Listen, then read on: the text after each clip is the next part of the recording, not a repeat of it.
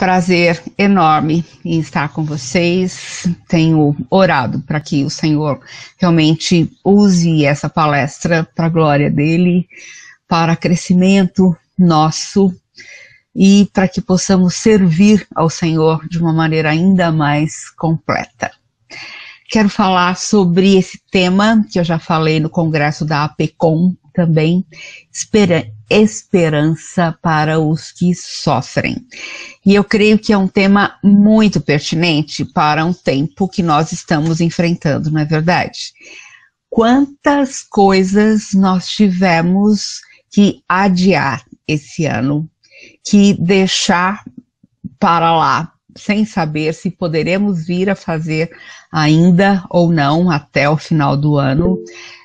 Por exemplo, eu tinha organizado 13 cursos e congressos sobre saúde mental e fé cristã, sobre cuidados paliativos e espiritualidade, cursos de capelania e tal, mas nenhum deles pôde ser realizado.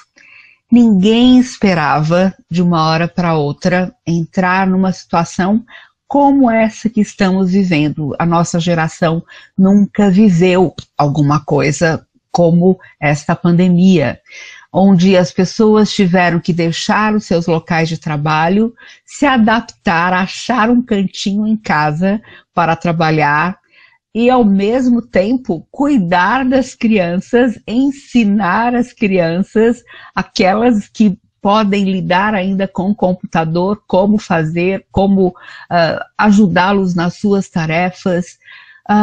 Outra situação que tem afligido muitos é o desemprego.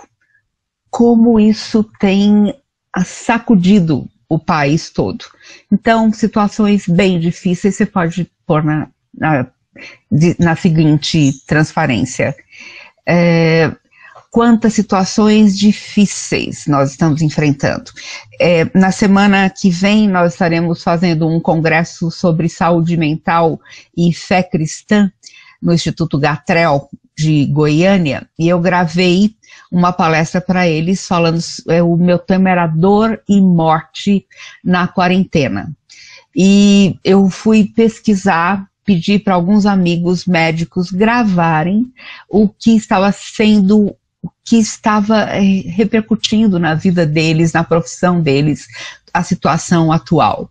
E os vídeos, os áudios foram chocantes, me balançaram muito e foram realmente mostrar uma outra realidade que só quem está na linha de frente dessa luta com o Covid está sabendo o que é tudo isso. Por outro lado, pessoas com mais de 60 anos, como eu, meio que trancadas em casa. Meu marido está mais trancado que eu realmente não consigo ficar muito tempo trancada, então tenho dado as minhas voadas por aí para gravar programas e coisas assim, mas é interessante porque as pessoas mudaram o seu modo de vida, a sua rotina de uma hora para outra. E falando nos meus amigos profissionais da saúde, o que os chocou muito foi essa morte, esse luto não vivido, sufocado, engolido, que eles tiveram que comunicar aos seus pacientes, aos seus familiares dos seus pacientes, e eles não puderam viver e tiveram que engolir o luto, engolir a dor, chorar em casa e continuar no dia seguinte. Então, quanta coisa para nos desestabilizar. E no começo da pandemia, eu fiquei bastante confusa, porque meu mundo caiu de uma hora para outra. E eu fiquei pensando, Deus, o que eu vou fazer? Como eu vou viver? O que o Senhor tem para mim? Como eu vou continuar a desenvolver o meu ministério? As nossas equipes só de São Paulo têm 230 pessoas, mais ou menos. Mas nós não podemos estar dentro dos hospitais agora com os pacientes. Então, nós nos voltamos ao cuidado dos profissionais da saúde e é principalmente isso que nós temos feito. Somente no Hospital Grendac de Jundiaí pudemos continuar normalmente, porque é um hospital que lida mais com crianças com câncer. E daí nós não tivemos esse problema de ter o trabalho interrompido. Mas uma coisa que eu comecei a orar e perguntar, Senhor, o que o Senhor quer me ensinar? O que o Senhor quer falar comigo no meio de tudo isso? O que eu posso fazer? E eu fui levada a mergulhar muito mais profundamente na palavra de Deus e questionar. Gente, não é possível Davi preso numa caverna, perseguido de morte, primeiro por Saul, depois pelo seu filho Absalão, no fundo de uma caverna, numa situação totalmente instável, miserável, com muito medo, sem conforto algum, e ele podia falar, eu me deitei e dormi, acordei porque o Senhor me sustentou. Como? Como é possível? E no outro, Salmo 4, ele fala, em paz me deito e logo pego no sono, porque só tu, Senhor, me fazes repousar em segurança. Como pode? E eu pude mergulhar muito mais profundamente nos Salmos, procurando, pedindo ao Senhor, me mostra como ele pôde chegar a esse estágio de compreensão, de paz, de segurança, mesmo numa situação tão inóspita como aquela que ele estava vivendo. Outra pessoa que eu pensei foi em Jó. Jó, um homem que sofreu como ninguém, perdeu tudo e todos de uma hora para outra e também perdeu a sua saúde.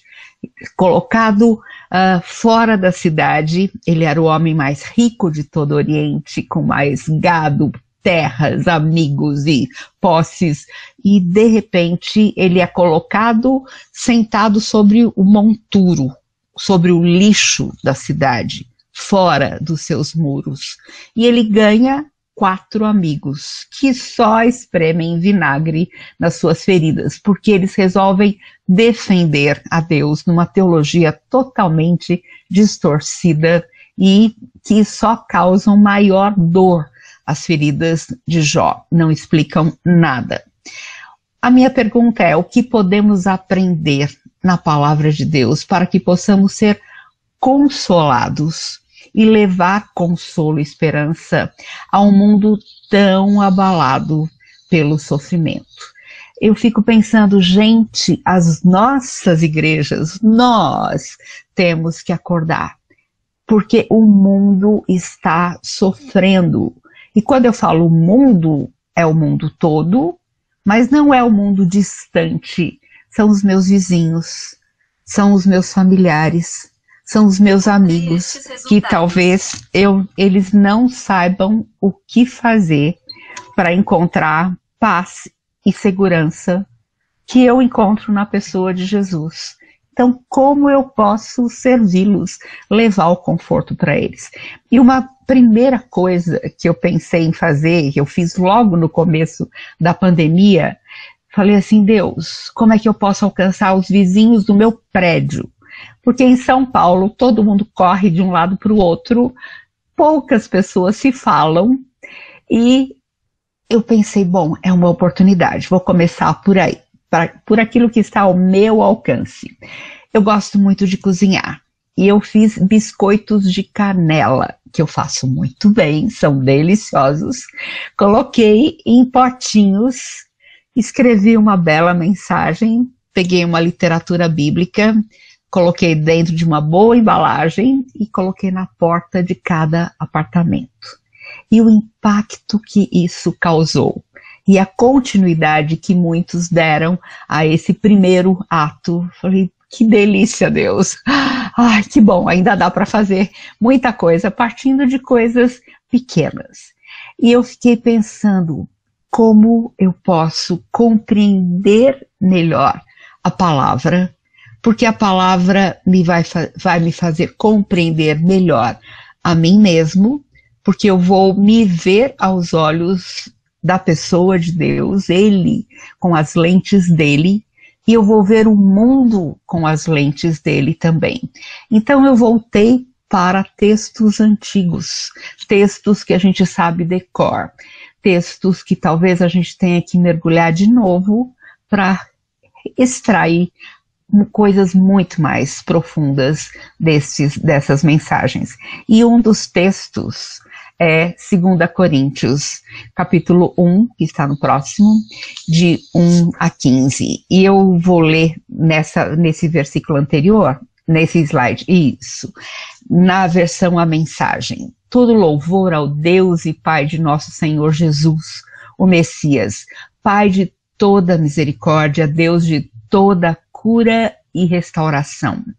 Ele está ao nosso lado quando passamos momentos difíceis e antes que percebamos, ele nos leva para o lado de alguém que também está sofrendo, para que possamos ajudar aquela pessoa, assim como ele nos ajudou. Próximo. Pode ir à frente.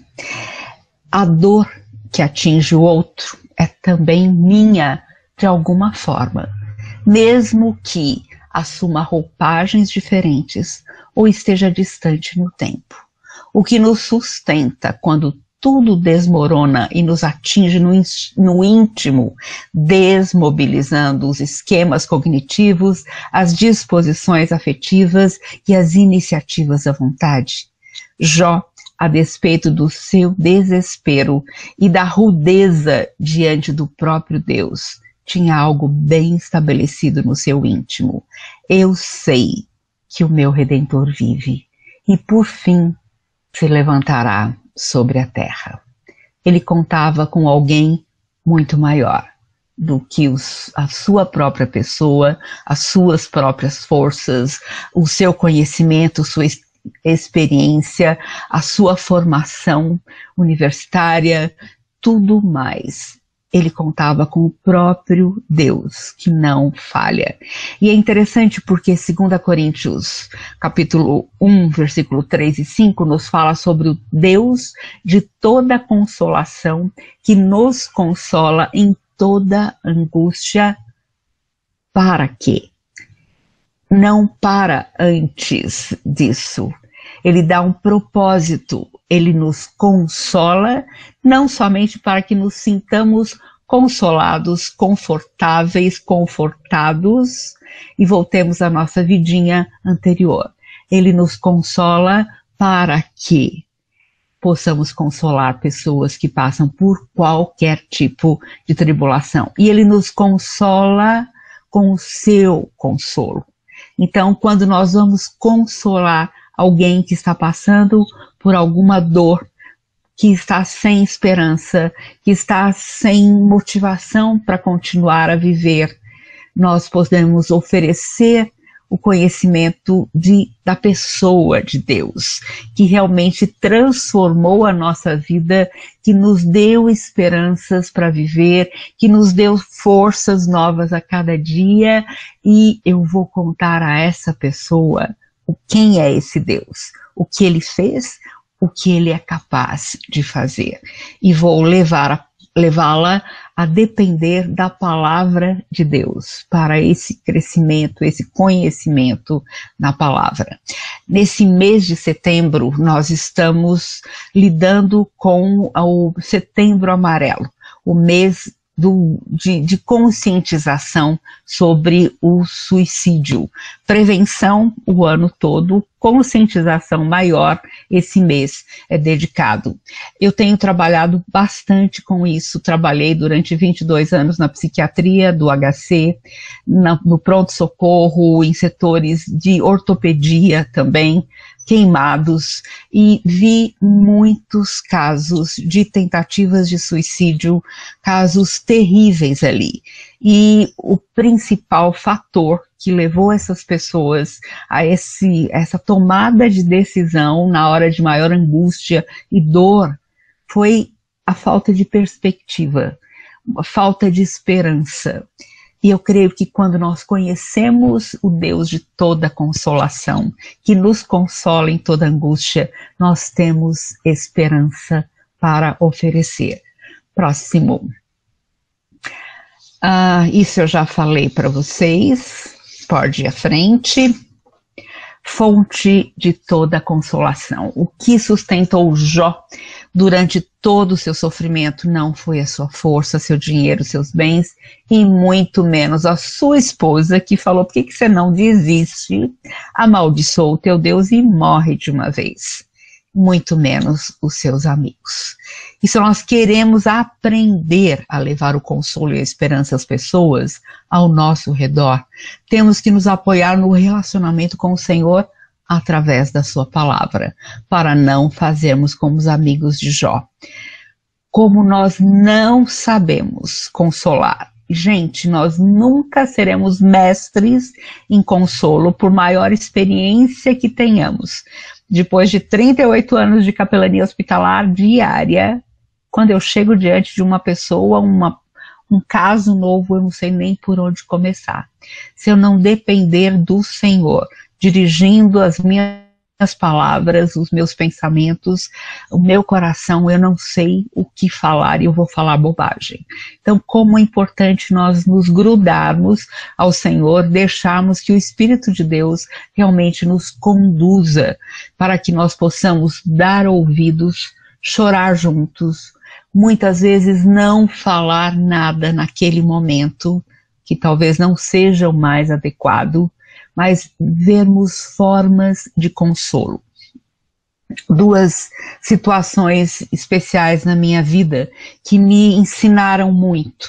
Primeiro, quando eu perdi o meu marido com 37 anos e 4 filhos pequenos. E eu fiquei sem chão de uma hora para outra.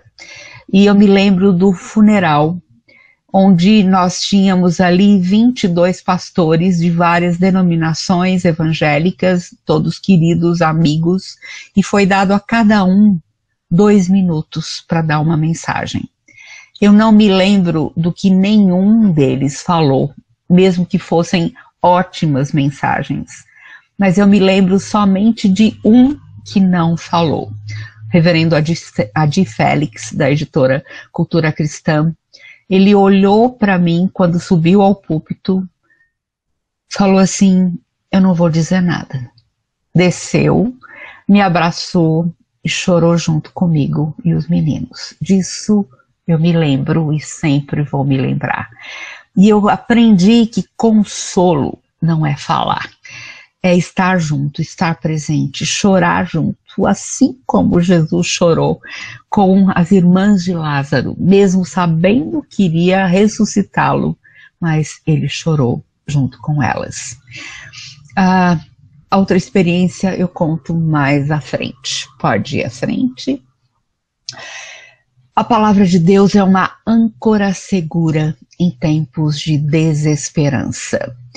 Eu sei que o meu Redentor vive e por fim se levantará. A certeza de que o Senhor está no controle, Ele é o soberano Deus e tem um propósito em todas as coisas, mesmo que não possamos compreender qual é esse propósito. Isso nos traz paz. Saber que estamos num Deus que é amor, que nos conhece, que tem o controle sobre todas as coisas e que Ele prometeu que em Cristo Jesus suprirá cada uma das nossas necessidades. Eu sei que por fim Ele se levantará. Quando não temos uma base firme e bem estruturada em nossas vidas em tempos de calmaria, tampouco a teremos em dias de turbulência. E indo além do aspecto espiritual, as pessoas que já sofriam de algum transtorno mental nos tempos de calmaria, tiveram o problema muito mais complicado nesse tempo de quarentena também. E nós estamos fazendo um movimento bem grande para cuidar das pessoas que foram extremamente afligidas nesse tempo. E estamos trabalhando com começando a elaborar um projeto junto com o Ministério da Justiça para trabalhar principalmente os policiais, os bombeiros, a Polícia Civil, Polícia Federal, e como cuidar dessas pessoas que cometem 9 vezes mais suicídio do que a população em geral. Jó sabia quem ele era e a fé dele estava firmada na rocha. O seu relacionamento com o Senhor era um fato, ele era amigo de Deus. Não é verdade que nesses tempos de turbulência a nossa fé é sacudida, é testada, e nós avaliamos se nós estávamos frequentando a igreja, desenvolvendo muitas atividades, correndo de um lado para o outro, mas quanto a nossa fé estava realmente firmada no Senhor, na sua palavra. E quanto a gente poderia dizer, ainda que eu passe pelo vale da sombra da morte, não temerei mal algum, porque tu estás comigo. Nessa hora, nós vemos a nossa fé balançada, provada e fortalecida quando colamos no Senhor. Pode ir à frente. Próximo slide. Conhecer ao Senhor através da sua palavra e dar ouvidos à sua voz e ter a liberdade de conversar com Ele com intimidade, por termos aceitado Jesus, o seu maior presente, como Salvador, sabendo que nada merecemos, e descansar na sua graça é a melhor coisa que nós podemos fazer. Quando eu volto para os Salmos e olho lá no Salmo 13, por exemplo, ele diz assim: até quando, Senhor, te esquecerás de mim? Será para sempre? Até quando esconderás de mim o teu rosto? Até quando estarei relutando em minha alma, com tristeza no coração cada dia? Até quando o meu inimigo se exaltará sobre mim? Olha para mim e responde-me, Senhor meu Deus. Ilumina os meus olhos para que eu não durma o sono da morte. Eu fico pensando, Deus, que incrível! Como o Senhor permitiu que estes homens de Deus, com uma fé tremenda, heróis da fé, pudessem abrir o coração com tanta intimidade, transparência com o Senhor, diante do Senhor, e admitir que eles estavam inquietos, estavam questionando, estavam buscando respostas no Senhor. E eu creio que um relacionamento profundo com Deus nos permite falar: Senhor, não estou entendendo nada. Até quando? Socorro, me ajuda. Eu tenho trabalhado junto com vários psiquiatras, como eu trabalho com aconselhamento bíblico, alguns casos mais graves, que eu vejo que existe ideação suicida, existe uma depressão profunda, então eu conto com um psiquiatra que podemos trabalhar juntos também. E conversando com um deles essa semana, ele falou assim: Eleni, quem disser para você que não foi afetado em nada com essa pandemia, que está tudo bem, este está com um grave transtorno mental, tá bom? Então não acredite, porque não tem uma pessoa que não tenha sido afetada por toda essa situação. Próximo. Deus está presente na nossa dor. Através de Cristo nós temos paz com Deus, nós temos um novo relacionamento com o Pai. Ele nos prometeu: eu nunca te deixarei, nunca, jamais te abandonarei.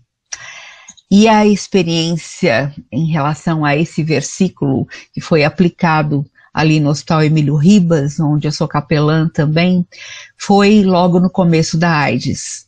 Eu estava aconselhando na minha sala um familiar de um paciente, quando eu senti no meu coração, naquele momento, uma angústia tal, e assim, um pedido direto: olha, Helene, você tem que ir a tal andar do prédio da internação, atender o paciente do leito tal. Tanto que num prédio de 8 andares eu fui direto para aquele quarto. Eu tinha passado por lá algumas vezes antes, mas aí o paciente estava sempre dormindo ou sempre em curativos e eu não tinha conseguido falar com ele ainda. Eu entrei naquele quarto depois de pedir licença e olhei para o paciente e ele falou assim para mim: eu vou morrer? Fala para mim sobre a morte, porque eu estou angustiado demais, porque eu não sei para onde eu vou. E eu pude apresentar o evangelho para aquela pessoa, para aquele rapaz, e pude deixar para ele, depois que ele aceitou a Cristo como Salvador, essa promessa de Hebreus: Deus, o Senhor, continua com você. E Ele promete e cumpre: eu nunca deixarei você, nunca, jamais o abandonarei. Por isso, descanse, porque Ele está aqui com você. E quando você fechar os olhos, você vai estar com Ele no céu. Então, não tenha medo de tudo isso. Próximo. Pode ir à frente. Deus tem um propósito em meio ao sofrimento. Volta um pouquinho. Volta ao anterior, por favor.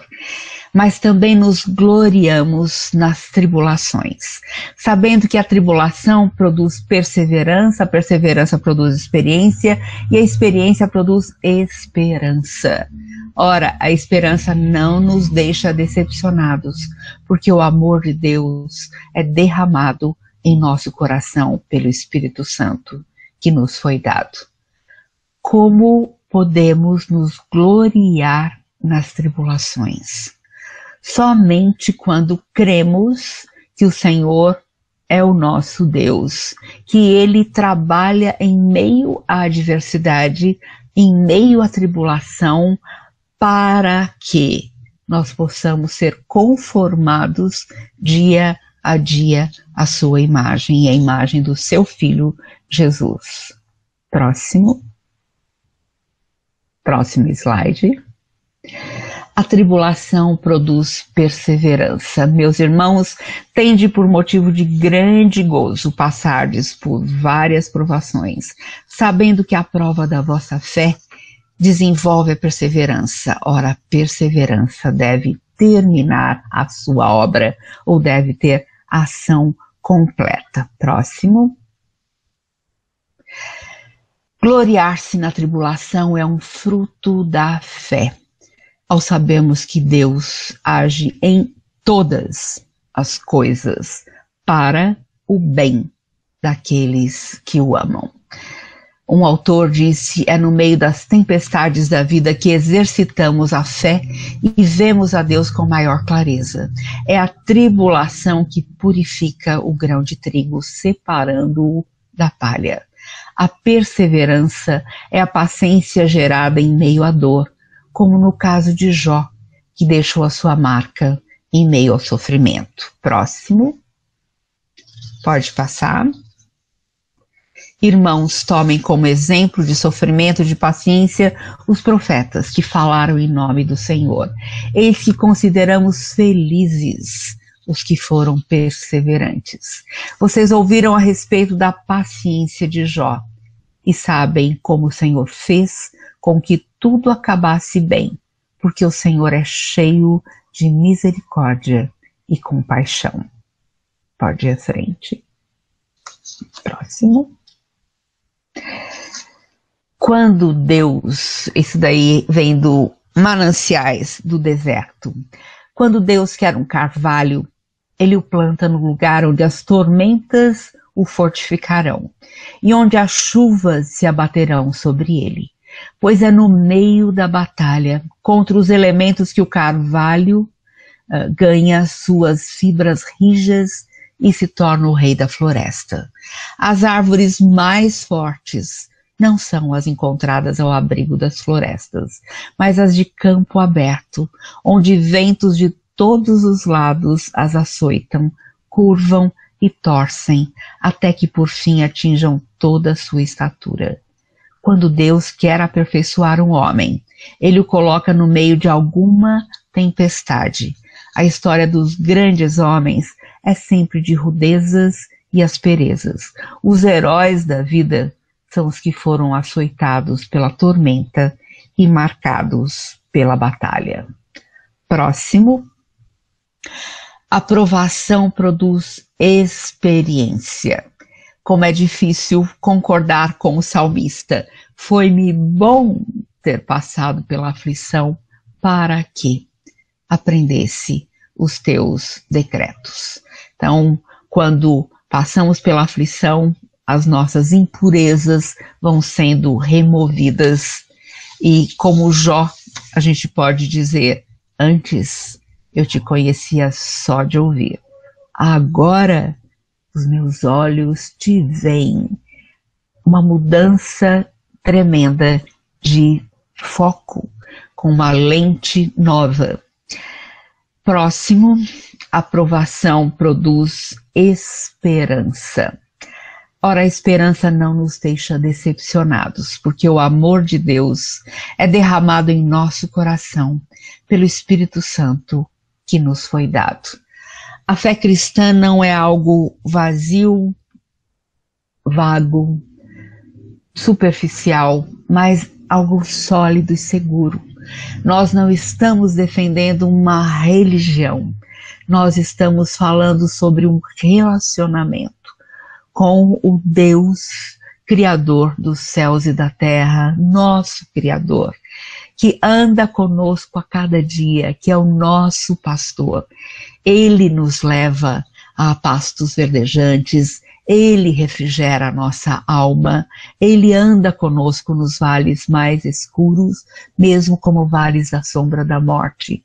Então nós temos um relacionamento com Deus vivo através de seu Filho Jesus, que veio ao nosso encontro e deu a sua vida na cruz, no nosso lugar, para que pudéssemos ter vida, vida nova, esperança, razão para viver. Próximo. Deus usa vidas consoladas para levar o seu consolo. 2 Coríntios 1, 3 e 4. Como? Acolhendo e vivendo o amor de Deus.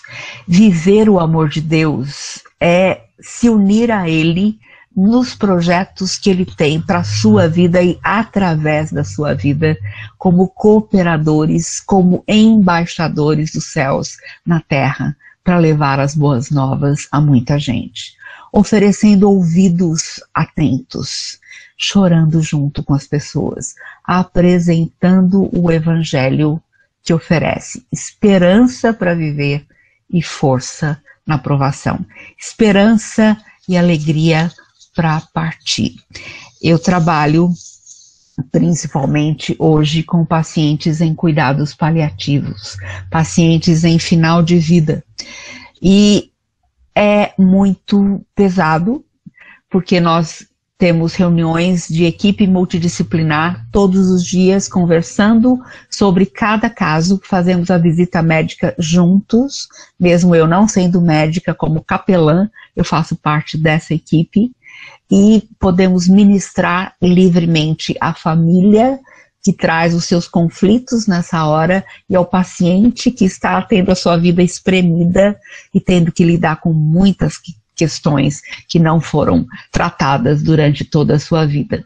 E como é impressionante a edificação que a gente tem nessa hora, porque a gente vê o poder da palavra de Deus agindo naquele coração, trabalhando aquela vida, dando a ela esperança para viver cada dia, mesmo que sejam poucos dias, mas a esperança para partir, sabendo que eles vão estar eternamente com o Senhor, com corpos novos e perfeitos, sem dor, sem mágoa, sem problema algum. Próximo. Eu quero só contar para vocês sobre a Tânia e o Pedro. Quando eu comecei a trabalhar no HC, como eu sempre fui voluntária para o HC, trabalhando em tempo integral. E depois pude abrir o Emílio Ribas, servidor público do Estado e outros hospitais. Mas no HC eu conheci uma turminha, eram 6 adolescentes, de 8, 10 anos até 14 anos. Todos eles tinham sofrido de paralisia infantil, tinham sido atingidos pela paralisia infantil, estavam tetraplégicos. Um deles tinha alguns movimentos, mas a maior parte era de tetraplégicos.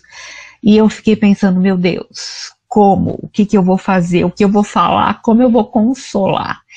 Graças a Deus, 2 deles já tinham aceitado a Cristo através de uma missionária que foi fazer um trabalho ali, a Tânia e o Pedro.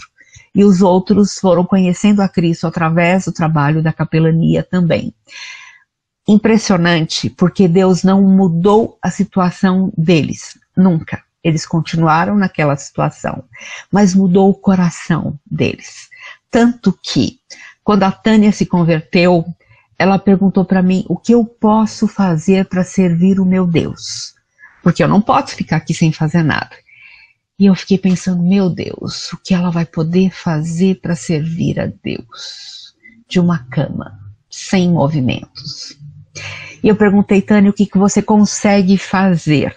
Ela falou, se você colocar uma caneta entre este meu dedo, que eu tenho algum movimento, colocar o meu braço sobre o meu nariz, eu vou com movimentos de cabeça descendo, e se você colocar um papel aqui ao lado, eu consigo escrever. Então a Tânia escreveu versículos bíblicos que eu escolhia, dava para ela fazer, e depois eu recortava em tirinhas de papel colorido, enrolava e colocava num pote de acetato transparente e saía distribuindo no hospital, enquanto tinha contato com os pacientes, ia apresentando o evangelho, ia pedindo que eles escolhessem um versículo bíblico dali e contava quem havia feito esse trabalho de escrita. Quantos aceitaram a Cristo naquele hospital através dos versículos escritos à boca, com aquela dificuldade da Tânia? Era muito interessante, porque às vezes eu levava alguns pastores para lá e eu me lembro de um deles que ficou paralisado junto à porta da enfermaria. Ele nem entrou, com o quadro terrível. E Tânia, Pedro, Paulo, Eliana olharam para mim e falaram assim, ele tem essa cara sempre ou ele está com dor de barriga? E daí desmontou a coisa e ele começou a brincar e, gente, quantas pessoas iam lá para ser aconselhadas por eles. E mexendo nas minhas bagunças nesses dias de quarentena, eu encontrei um livro que eles escreveram e que nunca foi editado, chamado Prazer em Viver. Não é impressionante? Alguém que nunca poderia sair daquela cama, mas pôde escrever Prazer em Viver por causa de Cristo. Eu sei que o meu Redentor vive e por fim se levantará. Se quando éramos inimigos, Jesus morreu por nós, o que fará esse Cristo vivo por nós agora, diz Francis Schaeffer. O próximo vai mostrar todo louvor ao Deus e Pai de nosso Senhor Jesus, o Messias, Pai de toda misericórdia, Deus de toda cura e consolação. Ele está ao nosso lado quando passamos momentos difíceis e antes que percebamos, Ele nos leva para o lado de alguém que também está sofrendo, para que possamos ajudar aquela pessoa assim como ele nos ajudou. Próximo.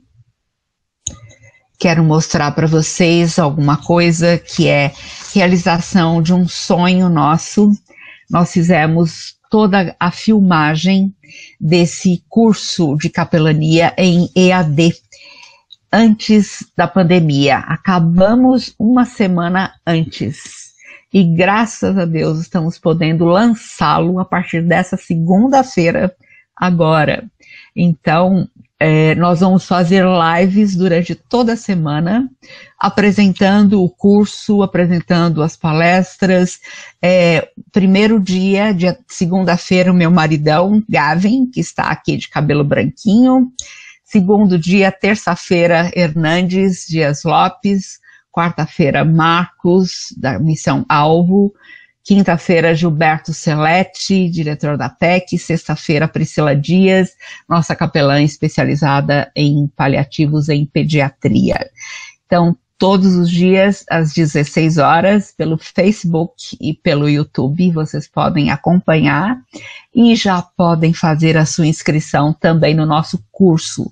E uma coisa boa demais é que nós gravamos aulas de 8 a 10 minutos. Pensando que está todo mundo sempre correndo 1000 afazeres, então cada aula tem 8 a 10 minutos e 2 exercícios de múltipla escolha depois de cada um deles.